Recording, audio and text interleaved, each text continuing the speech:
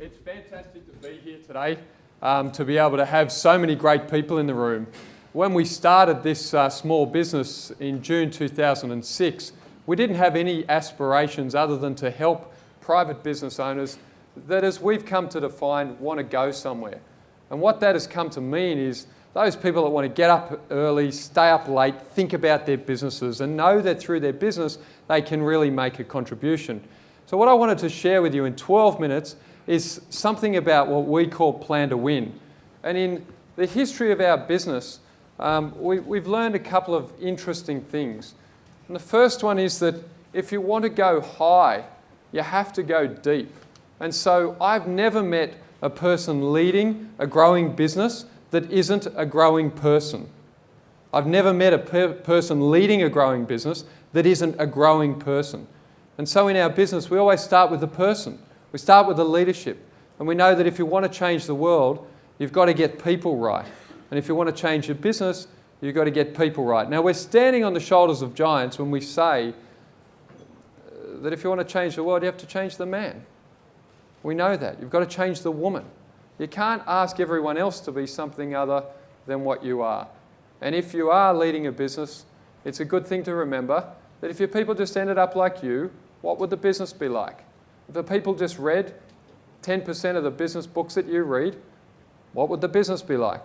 You know, 10% of nothing's not a lot. So it's really important that we are growing ourselves. My dad, who was a really great guy, he's dead now, said to me, Brett, here are two great books, How to Win Friends and Influence People and Think and Grow Rich. In Think and Grow Rich, the book says, if you want to be successful, meet some people who've done the things that you want to do and ask them how to do it. And even an event today comes from that idea. But it comes first from this idea that if you want to go high, you've got to go deep. Now, I was 22 and a half at this point in time. I didn't know anything. So I went to the who's who of Australia. And to tell you how long ago this is, 1997, it was still a book.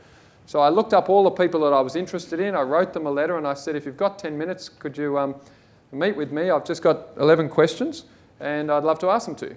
And if you make 5,500 phone calls and you stick at it, most people will see you. And I got those people.